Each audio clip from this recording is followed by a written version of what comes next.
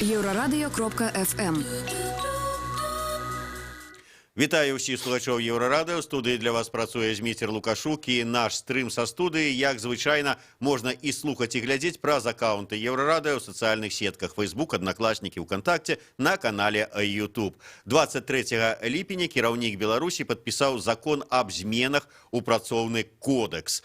Пра тое, на карысць каму гэтыя змены наймальнікам альбо сапраўды шараговым працоўнікам, мы і пагаворым з маім госцем. Гэта лідар прафсаюзу радыёэлектроннай прамысловасці Геннадзь Федыніч. Добрый день, спадар Геннадзь. День добрый. Давайте, может быть, ад пачатку я падрыхтаваў іншае пытанне, але вот зараз по ходу падумаў. Скажите, але вот все ж таки цікава, звычайна там бывае, калі рыхтуюць нейкі законапраект, змены там нейкія сур'ёзныя, то да працы над гэтымі праўкамі, зменамі ці распрацоўкай новага законапраекта часам далучаюць грамадскасць. Там я ўжо не кажу пра профільныя там міністэрствы, ведомствы, прадпрыемствы, экспертаў і гэтак далей.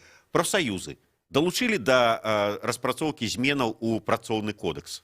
Долучили представников Федерации профсоюзов Беларуси. Ну, то есть официально? Официально. Ни одного представника незалежного профсоюза не было таких пропанов, чтобы долучиться для того, чтобы попрацаваць над этим проектом. Ну, и тады уже до самого зменаў абноўленага працоўнага кодексу. Мы з вами не один раз говорили, и найбольш вот самая балючая тэма, якую вот прафсаюзы ўзнімалі, гэта контракты. Кароткатэрміновыя контракты, і атрымліваецца, што чалавек, ну, як бы падвешаным такім стане, ось яму заключылі на год контракт і далей глядзяць на яго. Ці як ён працуе з аднаго боку, з другого боку, як ён сябе паводзіць, ці не выступае супраць начальства, што-небудзь не спадабалася, контракт не працягнулі і ўсё. Зараз паводле гэтага працоўнага кодекса можна доўгатэрміновыя контракты да 5 гадоў заключаць з асабліва, як тут написано, з добрасумленнымі спецыялістамі. Вырашае вот гэтая праўка тую праблему, про якую мы казалі, связаную с этими контрактами? Безумоўна, не. І аб гэтым ведае і ўрад, і гэта, безумоўна, ведаюць і працоўныя людзі. Чаму не? Заключэнне контракта гэта было і застаецца правам наймальніка. Гэта не абавязак. Але ж, на жаль, так здарылася, што яны все гэта прынялі як абавязак. А зараз, калі гэта ўжо ёсць змены ў працоўным кодексе, яшчэ будуць упэўнены, што гэта іх абавязак. Якія тут праблемы? Вось той, хто добра працуе да 5 год. Потым можна яшчэ на 3 гады. Працоўныя і прафсаюзы, першую ліку незалежнасць, задаюцца пытаннем. Калі вы взялі на працу чалавека, і ён адпрацаваў год, ён прафесіянал, ён добра працуе, няма ніякіх заўваг. Чаму яго не перавесці на бестэрміновую працоўную дамову? Што вам гэта мяшае? Гэта ваше права. Але ж гэта ёсць і было ў працоўным кодексе, а зараз гэта абыдзена, што вось мы лічым, што кожны год контракт будзе працягвацца, гэта стрэс, а вось часткі людзей будзе на 5 год. Якой часткі? Што, аднагадовыя контракты забаронены ў працоўным кодексе? Не. Яны будуць існаваць, і я ўпэўнены, іх будзе большасць, як і было. А вось тым, якія сёння, мабыць, добрыя прафесіяналы, гэта патрэбны прадпрыемству, будуць працягнуты, а тымі нават якія прафесіяналы, але ж маюць сваю думку в адрозненні ад наймальніка і будуць заўсёды абараняць свае правы, ніхто з імі на 5 год не будзе працягваць гэтыя контракты. І яшчэ адно па контрактам. Чаму сёння наймальнік мае права за 30 дзён, і ўрад, і федэрацыя пляцкае ў далоні, што у дэкрэце там 5 было за 7 дзён, а зараз адваявалі за 30 дзён, папярэджвае работніка, што з ім не будзе працягнуты контракт, і нават нічога яму не гаворыць, па якой прычыне гэта зроблена. Чаму такого права не мае работнік?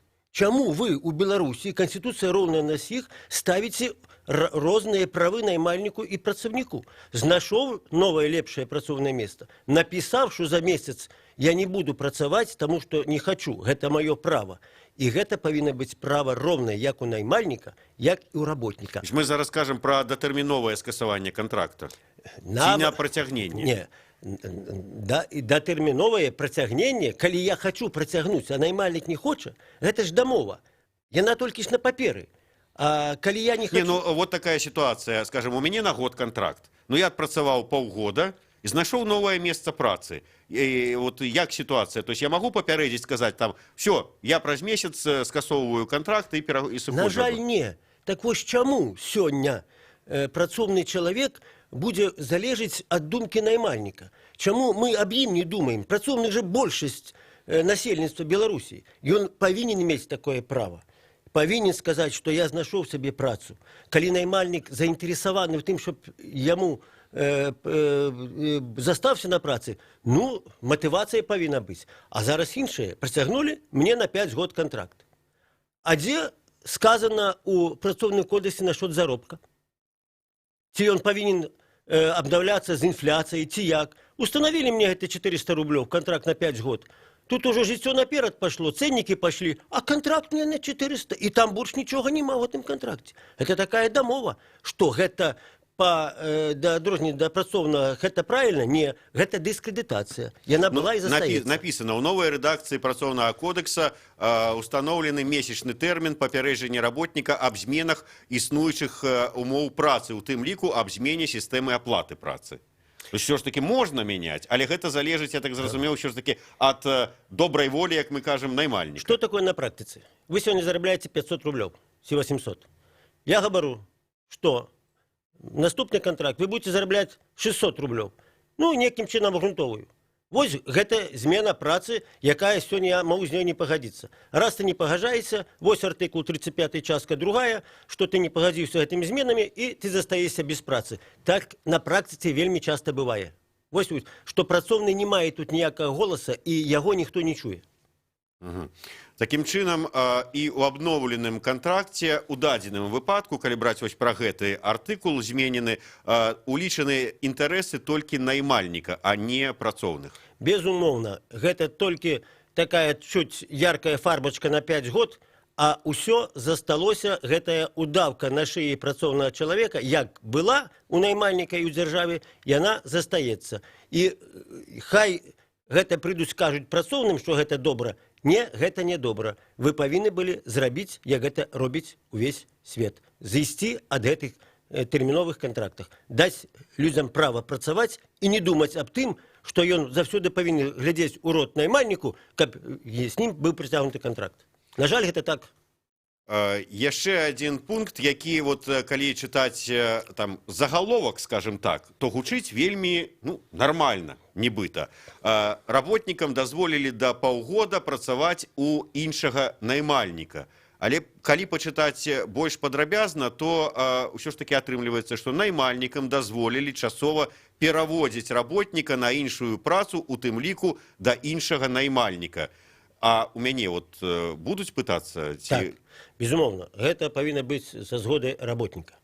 Але ж вось у чым справа. Я іду да гэтага наймальніка, падпісваю контракт, напрыклад, на 3 гады. Праз 1,5 гады ён мне гаворыць, што мне няма працы сёння. І я вымушаны вам прапанаваць працу другого наймальніка. І, безумоўна, на якіх падставах? Мабыць, на тых, якія ёсць, нічога не сказана у працоўным кодексе, ці на такіх падставах, хутчэй за ўсё гэта будзе тыя заробкі, а можа і не тыя. Хочаш, ідзі, працуй, хочаш, не. А калі я не хочу працаваць, што далей? Так вось і павінна быць запісана, што калі наймальнік узяў мяне на працу, і ён не можа мне даць гэтую працу, то ён тады павінен мне аўтаматычна выключыць контракт за мной, павінне наймальніка, выплаціць 3 средніх заробкі, падзякаваць за працу і на гэтым разышліся. І гэта павінна быць запісана ў працоўным кодексе, што наймальнік павінен ведаць, калі ты не можаш знайсці працу, то ты будзеш вымушаны звальняць чалавека па артыкулу 41 працоўнага кодекса, в тым, што ты парушаеш контракт. З аднаго боку, гэта добра, няма працы, я прапаную. Ну, можна сказаць, гэта раней такога не было. Але ж на якіх умовах, куды ездзіць, да якога наймальніка. Я не думаю, што гэта толькі ўжо ў самым крайнім выпадку, калі чалавеку трэба плаціць гэты крэдыты. Дзесьці трэба, ён будзе ездзіць, напрыклад, з Менска ў Несвіж, ці там в Барановича, не ведаю куды. А можа, ён не паедзе. Хто ім будзе плаціць за праезд? Гэта нідзе не сказано, ніякай дамовы няма. Таму што поэтому павінна быць яшчэ у кодексе павінна распісана быць так, щоб не павінна быць інструкцый ні Мінпрацы, ні іншых, як з гэтым артыкулам на практыцы рабіць. Гэта все было папісана, павінна быць у законе. На жаль, гэтага няма. Зроблена гэта умысна. Артыкул, які коротка гучыць так: ураўнялі работнікаў у матэрыяльнай адказнасці. Што гэта азначае паводле працоўнага кодекса, калі пачытаць? Ведаеце, гэта больш датычыцца тых работнікаў, якіх ёсць кантракты і бестэрміновыя кантракты. На бестэрміновых кантрактах у нас працуюць, прабачце, можа 1% людзей.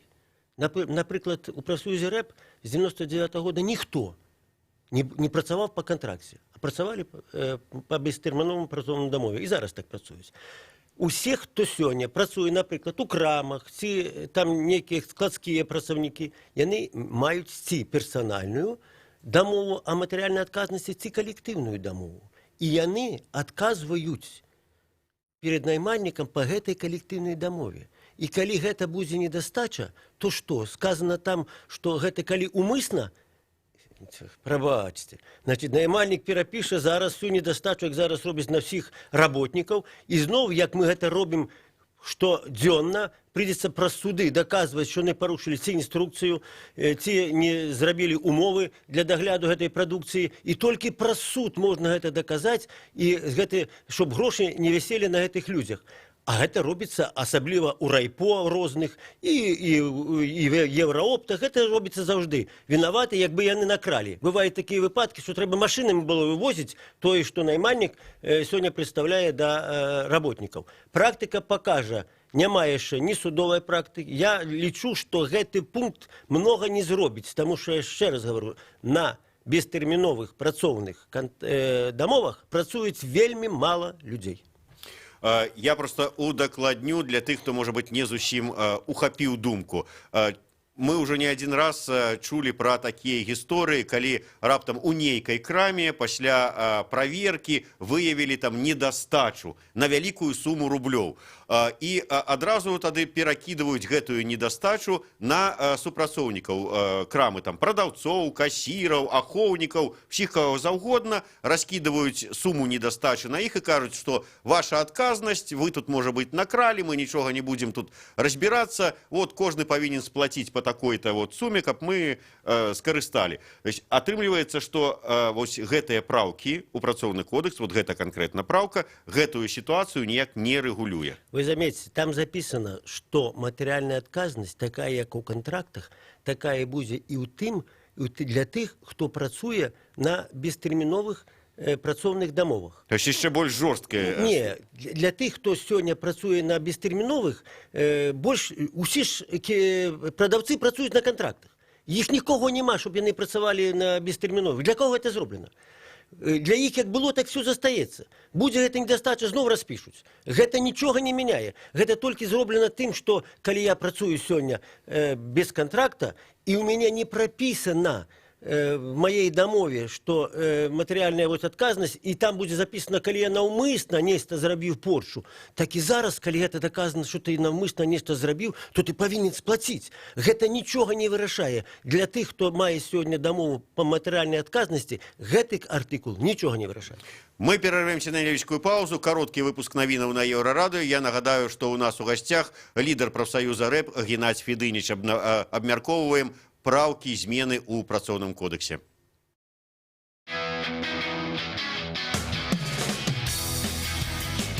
Еврорадио. Мы першее рок-радио Беларуси. Самые свежие новины и аналитика, музыка и критика. Мы незалежная крыніца информации у твоим реальным житті и у интернет-просторы. 24 гадзіны на сутки нас можно знайсці на сторонце еврорадио.fm. Лови нас на спадарожніку Астра 4А, 4,8 градусов на ўсход. Еврорадио. Час ведаць, что отбывается.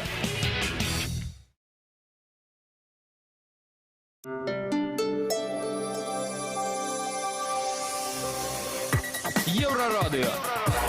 Новини – наша справа.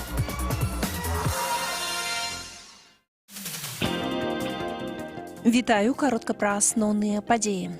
Мотавелазавод збіраецца запусціць у Мінску, Брэсце і Гродні буйны байк-шэрынг пад назваю «Веласмарт». Разам з партнёрамі прадпрыемства плануе толькі ў сталіцы ўкласці ў гэты праект не менш за $2 мільёны. Але ў сталіцы праект стартуе толькі ў наступным годзе, а ў абласных цэнтрах, магчыма, і раней. На заводзе кажуць, што гэта будзе цалкам беларускі нацыянальны шэрынг, софт, ровары і станцыі. Перад паездкай карыстальніку давядзецца зарэгістравацца. Аднак ровар можна будзе пакінуць толькі на станцыі. Іх у Мінску будзе да 150, у Брэсце і Гродні да 100. Гадзіна паездкі будзе каштаваць колькі праезд у грамадскім транспарце, але першыя паўгадзіны бясплатна. У Мінску зарэгістраваны першы шлюб пад вадою. Экстрэмальная і рамантычная працэдура, як інфармуе тэлеканал АНТ. Маладзёны на глыбіні некалькі метраў абмяняліся пярсцёнкамі і выканалі свой першы танец. Паколькі пад вадою нельга было гаварыць, выкарыстоўваліся спецыяльныя шыльдачкі з тэкстам. Побач з маладымі ў басейне былі і госці.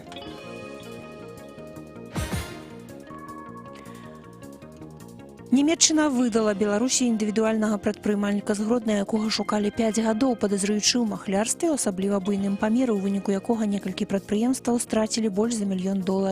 Індывідуальны прадпрымальнік нібыта гандляваў мясам і тытунём, але на самой справе не выконваў сваіх фінансавых забавязальніцтваў і рабіў толькі бачнасць дзейнасці. Крымінальную справу ўжо перадалі ў суд. Мінскі завод колавых цягачоў хоча выйсці на рынок Еўрасаюза з аўтобусамі Ньюман стандарту Еўра-6. Пра гэта сёння на канферэнцыі абвясціла намесніца генеральнага дырэктара камерцыйных пытанняў МЗКЦ Кацярына Сташук. Больш навінаў на еўрарадыё.фм.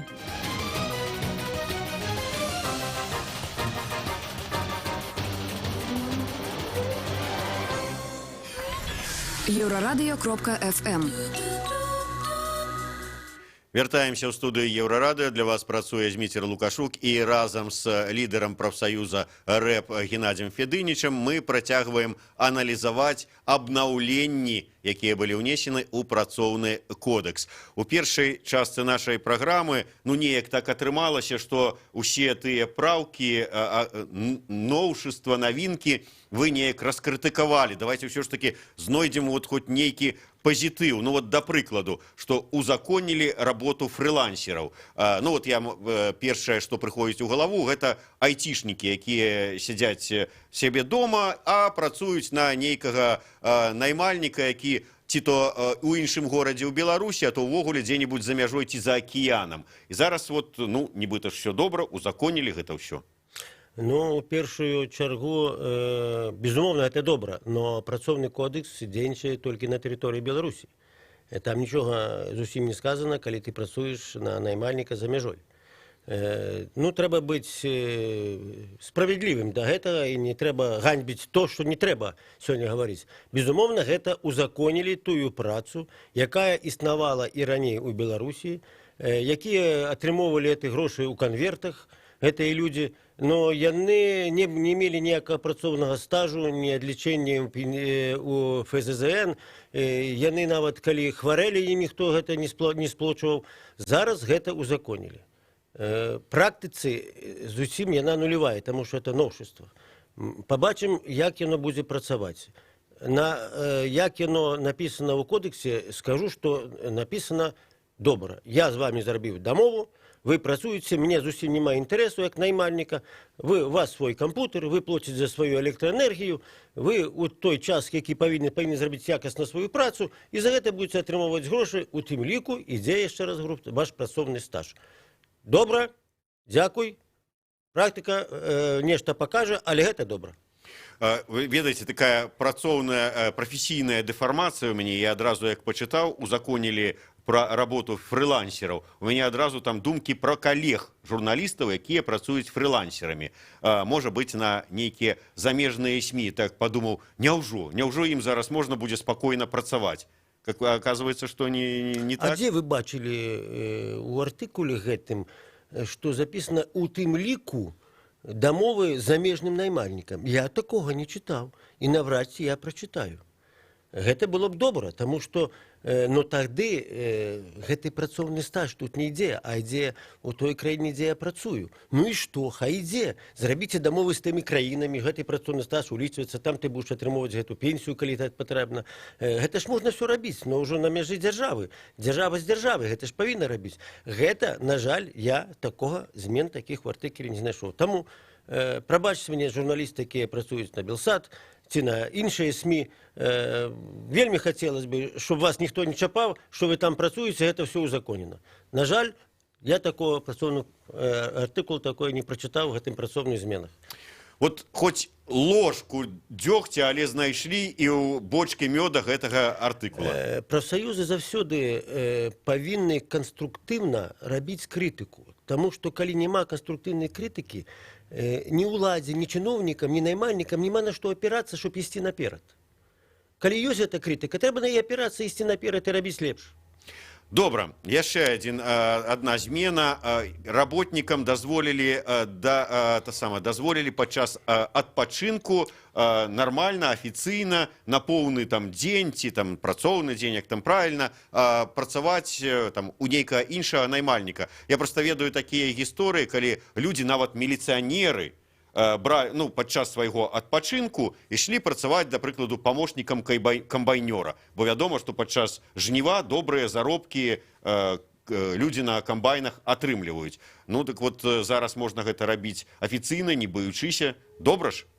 А скажыце, а што ў той час, як яны працавалі, гэтымі міліцыянты на ўборцы ўражая, што хтосьці ім забараняў гэта рабіць? Яны бралі свой адпачынак і свой адпачынак рабілі то, што хацелі.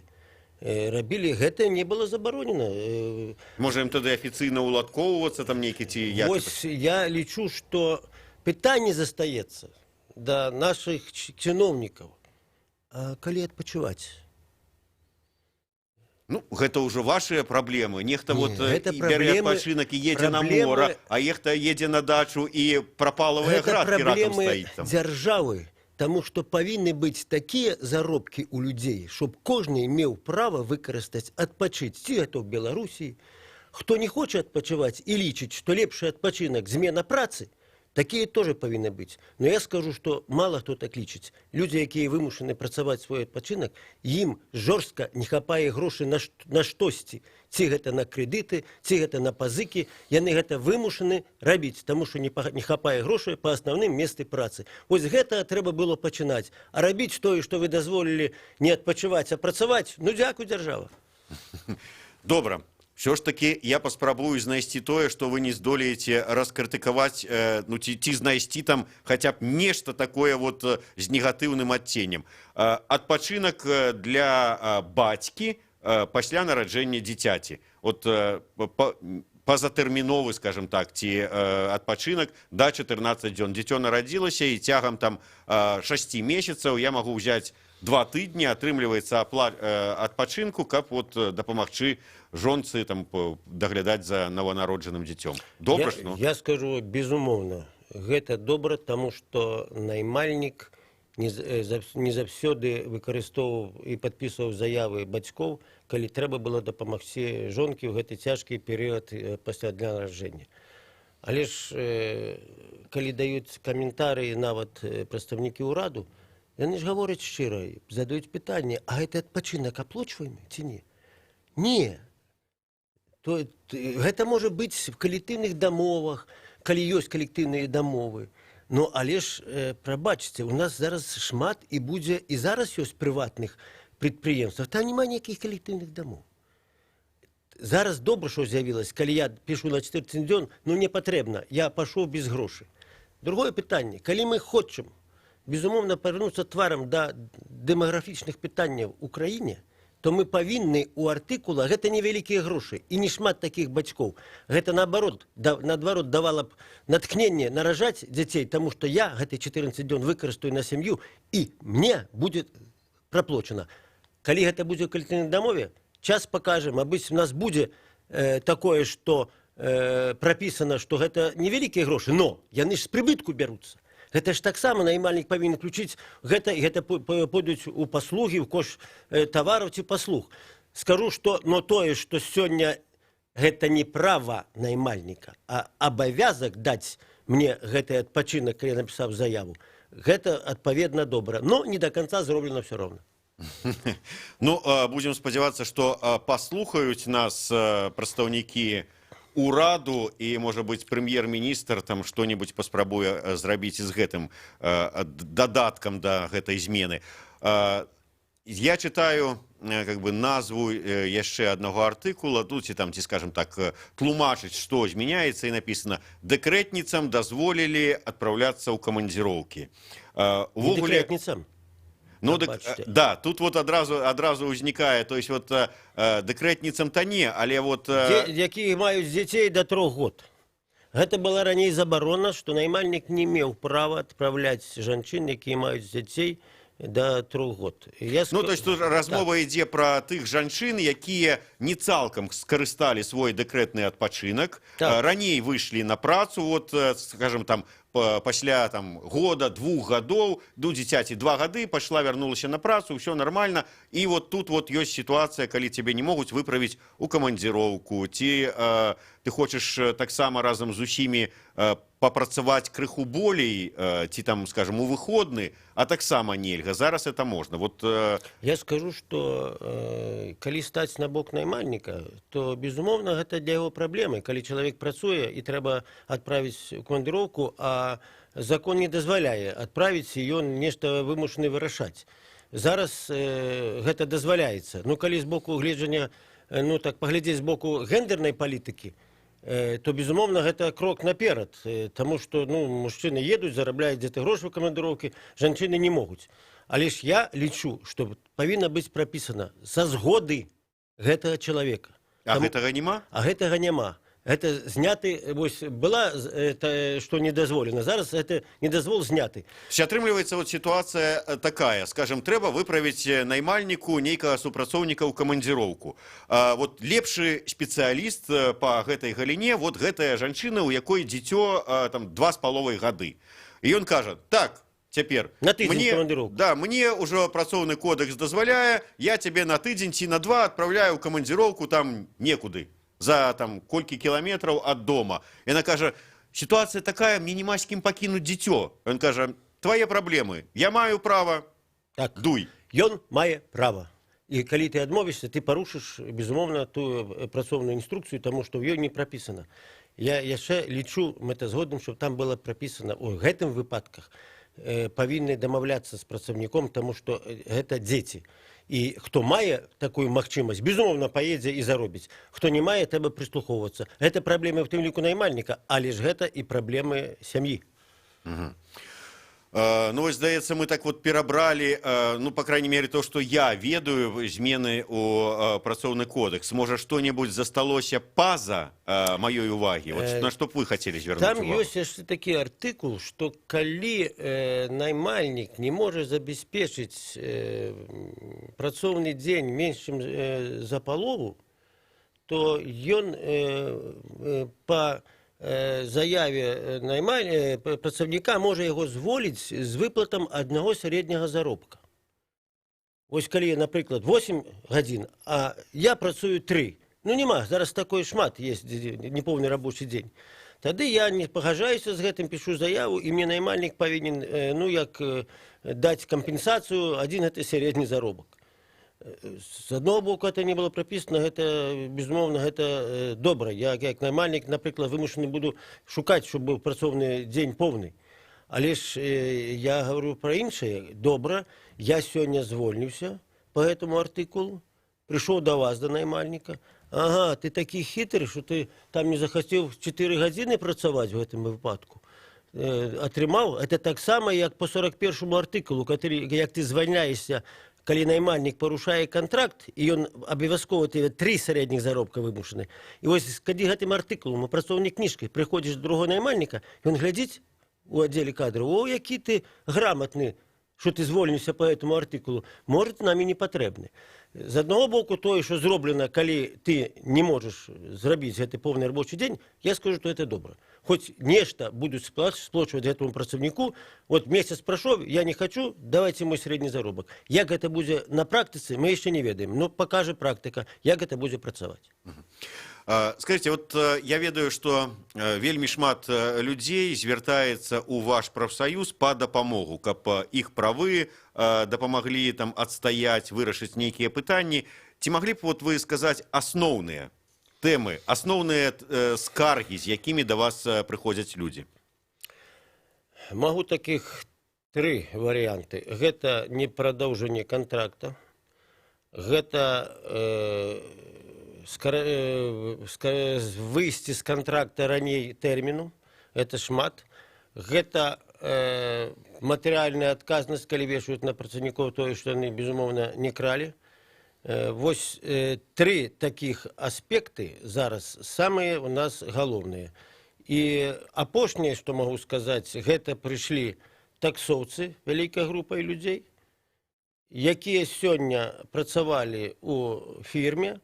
Фірма ім не плаціла грошы, яны рашылі звольніцца па 41-му артыкулу, але ж працаўнік, наймальнік говорит, я ж вам выплачваў, і на вашу картачку шлі грошы. Оказывается, что эти грошы шлі не з уліку гэтага наймальніка, а неведомо откуль. И самое главное, что в ФЗЗН налоги не платились. Я думаю, что это не один наймальник у Беларуси. И вот эта группа людей, я лечу, что люди у нас, на жаль, свои правы не ведают, а держава и структуры державные не заклопоченные у тым, чтобы праз радио, праз телебачення, праз газеты давать менавіта правы, як карыстацца наймальнікам не наймальнікам, а працаўнікам сваімі правамі. Наймальнік ведае, ёсць юрыдычныя службы. Вось гэта павінна быць закарыстована дзяржавы і федэрацыі прафсаюзаў. На жаль, гэтага няма. Таму беспраўны народ не ведае сваіх прав і шмат пытанняў. Я скажу, што мы нават працуем і ў суботу, таму што мы ўжо не спраўляемся з гэтым. Таким чынам, я яшчэ раз паўтару асноўныя тры праблемы, з якой звяртаюцца людзі ў прафсаюз. Гэта непрацягненне кантракту, гэта калі чалавек хоча звольніцца раней тэрміну, прапісанаму ў кантракце, і трэцяе, калі вот нейкую нестачу, недастачу вешаюць на супрацоўнікаў і іх патрабуюць плаціць. Гэтыя тры праблемы, ці хаця бы там асноўныя тры праблемы, ці хаця бы там частку з іх, гэты абноўлены працоўны кодекс дапаможа вырашыць? Я лічу, практика покажа, але ж хочу сказать, назвать лічбу, что профсоюз РЭП за минулый квартал вернув людям, незаконно утрыманых наймальнікам грошы, аж 65 тысяч рублёў. Гэта на сябраў прафсаюза, які сёння не больш, чым 2400. Это вельмі шмат. Таму мы вельмі хацелось бы, чтобы было у нас меньше працы. Но, мабыць, мы сустрэнемся праз 3 месяцы, і вы зададзіце пытанне, зменшылась ці праца па тых праблемах, якія вы падымалі. Я скажу тады вам шчыра, но я упэўнены, што не зменшыцца. Пакуль гэта так. Такім чынам, на ваш погляд, атрымліваецца, што абноўлены гэты працоўны кодекс, ён все адно недасканалы.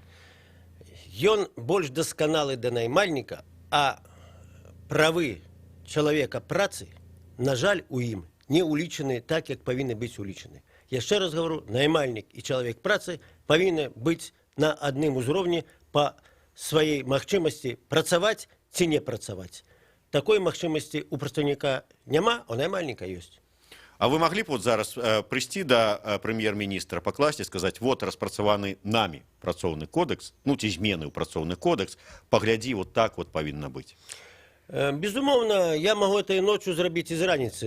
Мы ўжо давалі, давайте звярніцеся да працоўнага кодексу, які быў у тыя далёкія савецкія часы. Чаму не зрабіць там?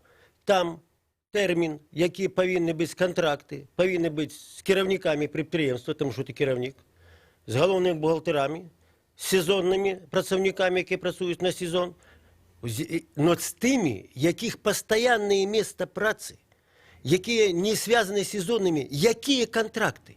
Ні в Європі нема таких.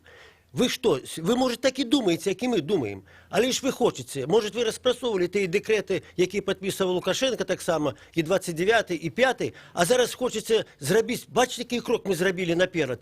Не наперед. Треба слухати свой народ. Народ сьогодні – це влада. Будете слухати народ? будете карыстацца ад народа вельмі вялікай павагай. Дзякуй вялікі. Лідар прафсаюза рэп Геннадзь Федыніч, Зміцер Лукашук працавалі для вас у студыі. А 16 гадзіне у нас у гасцях музыкі гурта «Стары Ольса». Слухайце і глядзіце нас.